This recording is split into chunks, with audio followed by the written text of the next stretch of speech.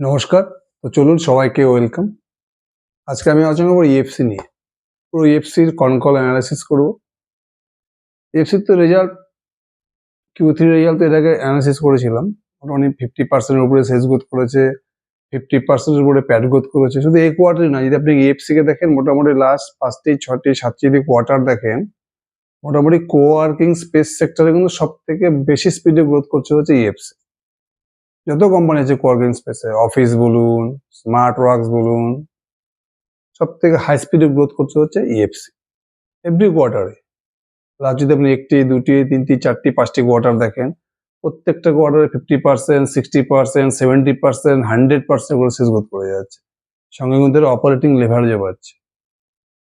এবারে Q3 তেও দেখেন 50% এর উপরে সেলস গ্রোথ করেছে, 50% এর উপরে প্যাট গ্রোথও করেছে। কিন্তু একটা সমস্যা আমরা দেখছিলাম যে এদের রেজাল্টে যে লাস্ট দেখুন 2টি কোয়ার্টার থেকে কিন্তু এদের এবিটটা গ্রোথটা কমে গেছে।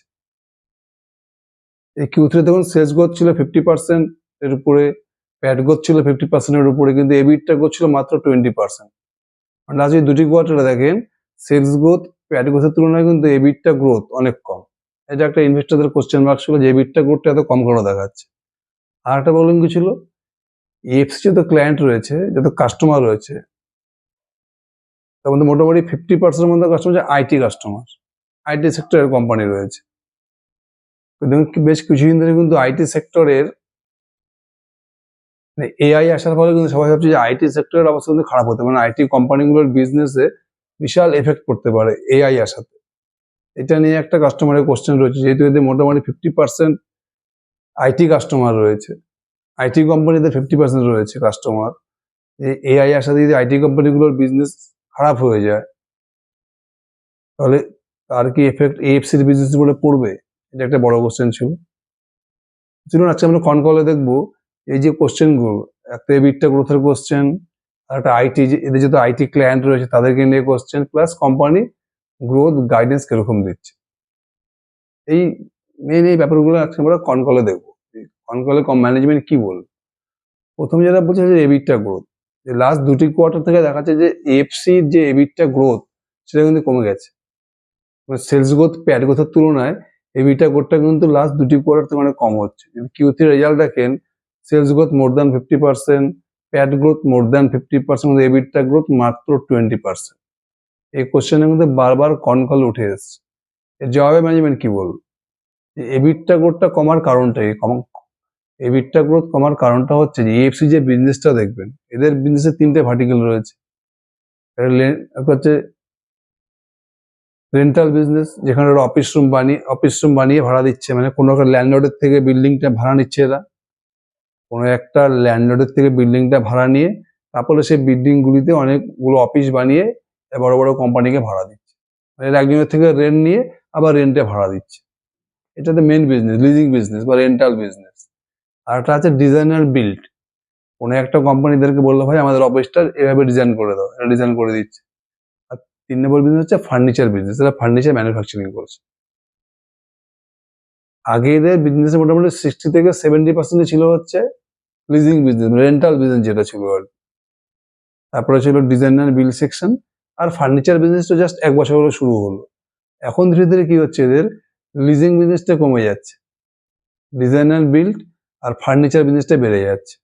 আগে যেখানে লিজিং বিজনেসটা মানে রেন্টাল বিজনেসটা ছিল মোটামুটি 70% এর মতো, সেটা এখন কমে কমে 50% হয়ে যাচ্ছে। আর এদের ডিজাইনার বিল্ড বিজনেসটা আর ফার্নিচারের বিজনেসটা বেড়ে যাচ্ছে। মানে কোম্পানির টার্গেট কি আছে, ফিউচারে 3টা বিজনেস ইকুয়াল হয়ে যাবে আর কি, 35 থেকে 40% করে 3টা বিজনেস থাকবে। হয়তো ডিজাইনার বিল থাকলো 30% বা 35%, রেন্টাল বিজনেস যেটা রয়েছে এদের অফিস লিজিং সেটা থাকলো হয়তো 40% এর মতো, আর বাকি 30% থাকলো হয়তো ফার্নিচার বিজনেস। এটা হচ্ছে কোম্পানির ফিউচার প্ল্যান। এখন কি হচ্ছে, কোম্পানি লাস্ট 2-3টে কোয়ার্টার থেকে দেখবেন যে এদের রেন্টাল বিজনেস একটু কমে যাচ্ছে, আর ডিজাইন বিল্ড আর ফার্নিচার বিজনেসটা বেড়ে যাচ্ছে। এবার রেন্টাল বিজনেসটা আগে তো রেন্টাল বিজনেসটা বেশি ছিল, আর রেন্টাল বিজনেসে কিন্তু এবিটটা গ্রোথটা বেশি দেখাতো। তার কারণটা কি, রেন্টাল বিজনেসে এবিটটা বেশি দেখাতো। কারণটা হচ্ছে এদের এবিটটার থেকে যে প্যাটে আসতো, প্যাটে কিন্তু অনেকটা কমে যেত। আমার এবিট রেন্টালে কি হয়, এদেরকে তো ইন্টারেস্ট কস্ট আছে, ডেপ্রিসিয়েশন কস্ট আছে, যত অ্যাকচুয়ালি যে এবিটটা গ্রোথ ছিল সেটা তো স্প্রেড হয়ে যেত না, রেন্টাল কস্ট, ডেপ্রিসিয়েশন কস্ট আসতো, ইন্টারেস্ট কস্ট আসতো, মানে এদেরকে তো রেন্ট দিতে হতো। ল্যান্ডলর্ড থেকে প্রপার্টিটা নিয়ে তারপরে রেন্টে দিয়ে দিত কোম্পানিকে। তার মানে এদের যত এবিটটা গ্রোথটা হতো, এবিটটা গ্রোথ থেকে কিন্তু অনেক কম এদের প্যাট গ্রোথটা হতো। তার কারণ এবিটটা গ্রোথ থেকে ডেপ্রিসিয়েশন কস্ট, ইন্টারেস্ট কস্টটা বাদ পড়তো, যার ফলে এবিটটা গ্রোথটা বেশি দেখাতো। কারণটা হচ্ছে আমাদের রেন্টাল বিজনেসটা মেন ছিল। আর এখন হচ্ছে রেন্টাল বিজনেসটা কমে যাওয়াতে কিন্তু এদের ডিজাইন বিল্ড সেকশন, যেখানে ডেপ্রিসিয়েশন কস্ট নেই, ইন্টারেস্ট কস্টও নেই, মানে ক্যাপেক্স লাইট বিজনেস। এবার ডিজাইনার বিল্ড সেকশন বাড়াতে কি হচ্ছে, এদের ডেপ্রিসিয়েশন কস্টটা কমে যাচ্ছে আর ইন্টারেস্টটা কমে যাচ্ছে, তারপরে এবিটটা গ্রোথটা কিন্তু কম হচ্ছে, এবিটটা কম দেখাবে কিন্তু অ্যাকচুয়ালি প্যাটটা বেশি দেখাচ্ছে। এটা মেইন জিনিস। এবিটটা কারণ এবিটটা কমার কারণটা হচ্ছে এদের লিজিং বিজনেস, মানে রেন্টাল বিজনেসটা কমে যাওয়া। রেন্টাল বিজনেসটা কমে যাওয়াতে এদের এবিটটা কম দেখাচ্ছে। প্যাট গ্রোথটা কিন্তু পারফেক্ট জায়গা আছে। তার মানে কোম্পানি কি বোঝাতে চায় যে এবিটটা কিন্তু এদের যে বিজনেস ভার্টিক্যালসটা চেঞ্জ হওয়ার জন্যই, মানে অ্যাকাউন্টিং চেঞ্জ হয়ে যাচ্ছে এদের, বিজনেস ভার্টিক্যালটা চেঞ্জ হওয়ার জন্য এদের অ্যাকাউন্টিং পুরো সিস্টেমটা চেঞ্জ হয়ে যাচ্ছে। এই জন্য এবিটটা গ্রোথটা কম দেখাচ্ছে, প্যাট গ্রোথটা বেশি দেখাচ্ছে। যেটা কোম্পানি বললো ইনভেস্টরদের কিন্তু দেখতে হবে প্যাট গ্রোথটাই মেন। আর যত রেন্টাল বিজনেসটা কমতে থাকবে তত কিন্তু এবিটটা কম দেখাবে, কারণ এবিটার থেকে ডেপ্রিসিয়েশন আর ইন্টারেস্ট মাইনাস করে তো প্যাটটা হতো। যেহেতু লিজিং বিজনেসটাই কমে যাচ্ছে, তারপরে ডেপ্রিসিয়েশন ব্যাপার নেই, তারপরে কি হচ্ছে এবিটাটা কিন্তু কম দেখাবে, মানে পুরো এবিটাটাই প্যাট হয়ে যাচ্ছে এখানটা। বোঝা গেল? এর জন্য এখন এবিটা গ্রোথটা কম দেখাচ্ছে। প্যাট যেটা বলছি ইনভেস্টরদের দেখা উচিত কোনটা, প্যাট গ্রোথ। কোম্পানি গ্রোথ দেখুন প্রত্যেকটা কোয়ার্টারে কিন্তু কোম্পানির প্যাট মার্জিন বেড়ে যাচ্ছে। বুঝা গেল? এবিটটা গ্রোথটা কম দেখানোর কারণটা হচ্ছে এদের লিজিং বিজনেসটা কমে যাচ্ছে, ডিজাইন অ্যান্ড বিল্ড এবং ফার্নিচার বিজনেসটা ধীরে ধীরে বেড়ে যাচ্ছে। এই হচ্ছে ফার্স্ট কোশ্চেন। সেকেন্ড কোশ্চেন ছিল হচ্ছে আইটি। এদের মোটামুটি 50% মধ্যে ক্লায়েন্ট হচ্ছে আইটি কোম্পানি। ইনভেস্টরদের কোশ্চেন ছিল হচ্ছে যে এত আইটি কোম্পানি এদের ক্লায়েন্ট, মোটামুটি 50% কাস্টমারই আইটি। এখন চতুর্দিকে যে মার্কেটের খবর, এই এআই এর সাথে প্রত্যেকটা আইটি কোম্পানি স্ট্রাগল করছে, আর আইটি কোম্পানি দেখুন শেয়ারগুলো কিন্তু পড়ে যাচ্ছে। এই আইটি কোম্পানির বিজনেস যদি কমে যায়, সেরকম কিছু বুঝতে পারছি এফসি কিন্তু পরিষ্কার বদল না, এদের কিন্তু অর্ডারে, এদের কিন্তু কোনো কাস্টমারের মধ্যে এরা সেরকম কিছু বুঝতে পারছে না। তার কারণটা কি, আইটি মানে কি, এদের কিন্তু শুধু কিন্তু আইটি সফটওয়্যার কোম্পানি নেই এদের কাস্টমার, এদের বেশিরভাগ কাস্টমার হচ্ছে আইটি সার্ভিস যারা প্রোভাইড করে। বেশিরভাগ হচ্ছে শুধুমাত্র আইটি সফটওয়্যার বানানো বা কোডিং বানানো কোম্পানিদের কাছে নেই, এদের কাছে বেশিরভাগ কোম্পানি হচ্ছে আইটি যারা সার্ভিস দেয়, ফিনান্সিয়াল ম্যানেজমেন্ট করছে, হেলথ কেয়ার ম্যানেজমেন্ট করছে, আমার আইটি সার্ভিস কোম্পানি বেশি আছে।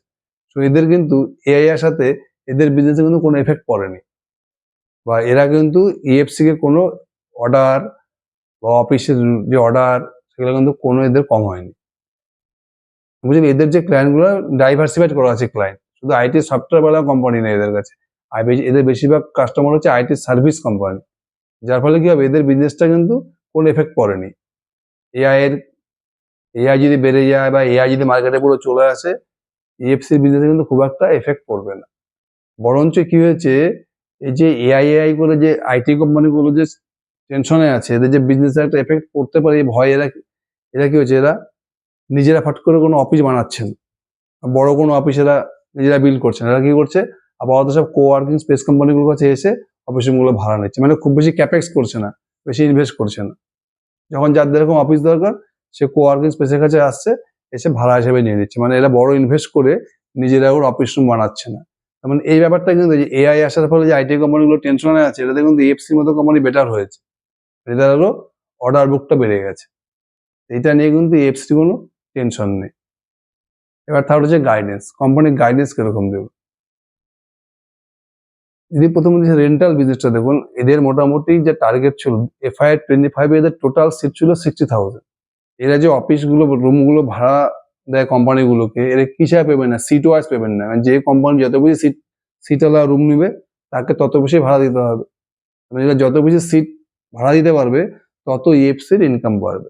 FY25 ইএফসির টোটাল সিট ক্যাপাসিটি কত ছিল, 60,000। কোম্পানির গাইডেন্স কি ছিল, এরা মোটামুটি 20,000 সিট FY26 অ্যাড করবে। যদি আপনি Q1, Q2, Q3 দেখেন, 3টে কোয়ার্টার মিলে এটা অলরেডি মোটামুটি 13,000 সিট অ্যাড করে নিয়েছে। কোম্পানির গাইডেন্স কি বলছে, Q4 এর অলরেডি এদের পাইপলাইনে রয়েছে 5,000 সিট।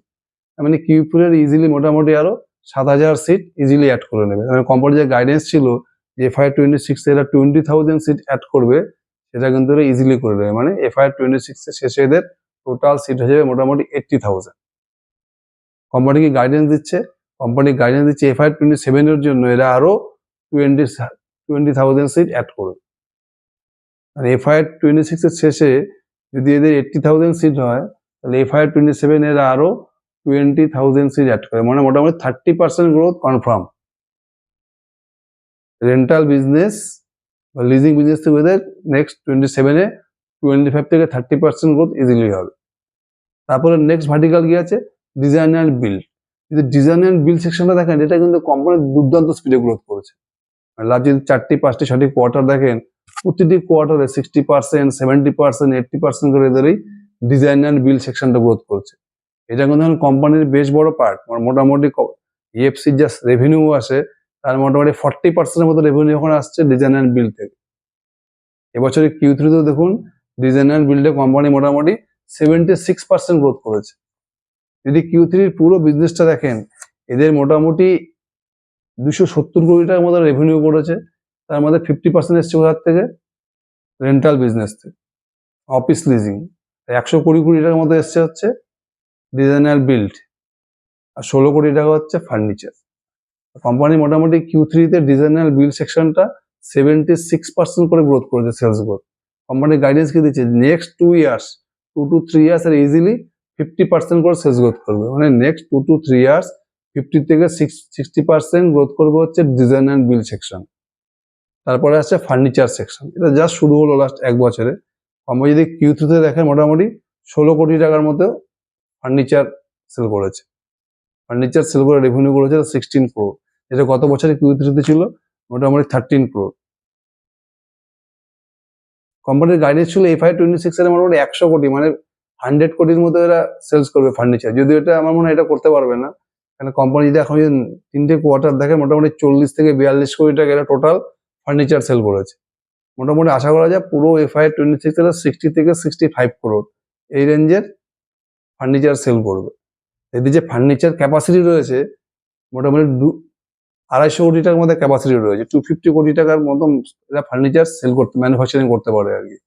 কোম্পানি এখন দেখেন মোটামুটি এরা 40 থেকে 45 কোটি টাকা সেল করেছে, মানে এরা 25 থেকে 30% ক্যাপাসিটিতে কাজ করছে এখন।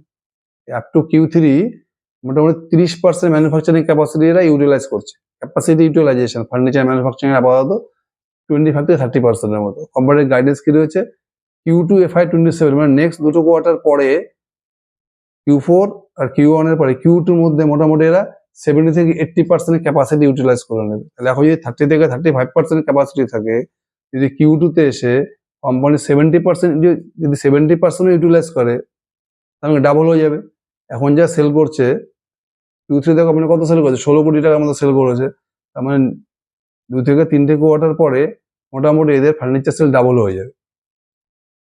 তাহলে যদি আপনি পুরো গ্রোথ গাইডেন্সটা দেখেন, রেন্টাল বিজনেসটা গ্রোথ করে মোটামুটি 30% এর মতো, ডিজাইনার বিল্ড সেকশনটা গ্রোথ করে মোটামুটি 50% এর মতো। যদি ফার্নিচার সেকশনও দেখেন, যদি Q3-তে এসে নেক্সট ইয়ারে FY27 এর Q2-তে সে কোম্পানি 70 থেকে 75% ক্যাপাসিটি ইউটিলাইজেশন করে, এখন কত হচ্ছে 30% রয়েছে।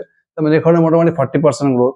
মানে ফার্নিচার সেকশনে 40% গ্রোথ, ডিজাইন অ্যান্ড বিল্ডে 50% গ্রোথ, আর লিজিং বিজনেসের মধ্যে 30% গ্রোথ। তার মানে অন অ্যান এভারেজ কিন্তু কোম্পানি মোটামুটি 40% গ্রোথ করতে, EFCর কোনো নেক্সট 1-2 ইয়ার্স 40% সেলস গ্রোথ করতে কিন্তু কোম্পানির খুব একটা অসুবিধার কথা। তার মানে কোম্পানি ইজিলি, কোম্পানির গাইডেন্স ওয়াইজ নেক্সট 2 বছর কিন্তু এরা মোটামুটি 40% গ্রোথ করে নেবে।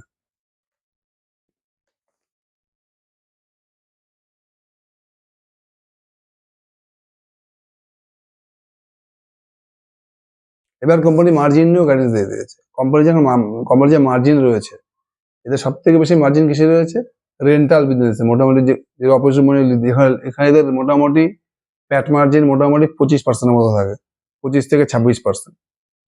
তারপরে যেটা আছে ওদের ডিজাইনার বিল সেকশনে, এখানে প্যাট মার্জিন মোটামুটি 20 থেকে 24%। আর ফার্নিচার সেকশনে কোম্পানি বলছে এখন এটা প্যাট মার্জিনটা ঠিকঠাক বুঝতে পারছে না, কারণ এটা জাস্ট শুরু হলো, আরো একটি বা দুটি কোয়ার্টার গেলে এটা স্টেবল প্যাট মার্জিন বলতে পারবে যে ফার্নিচার থেকে প্যাট মার্জিনটা কত আসছে। তবুও কোম্পানি যে বললে এখন এটাতে মোটামুটি 20%-এর মধ্যে প্যাট মার্জিন হচ্ছে, মানে তিনটা সেকশনে কিন্তু 20% উপরে প্যাট মার্জিন। এটা কিন্তু কোম্পানির একটা বিশাল প্লাস পয়েন্ট। এই দেখবেন ইএফসি দেখবেন টোটাল যা সেল করছে তার মোটামুটি 23 থেকে 24% হচ্ছে এদের এভারেজ প্যাট মার্জিন। তিনটে সেকশন মিলিয়ে এদের এভারেজ প্যাট মার্জিন হচ্ছে 22 থেকে 23%। বুঝে গেল, ইএফসির কন্ট্রোল পরিষ্কার কন্ট্রোল, কোম্পানিতে কিন্তু কোনো প্রবলেম নেই। এবার যদি কোম্পানির ডিলটা দেখেন মোটামুটি FY25 সেল কত ছিল, 650 কোটি টাকার মতো।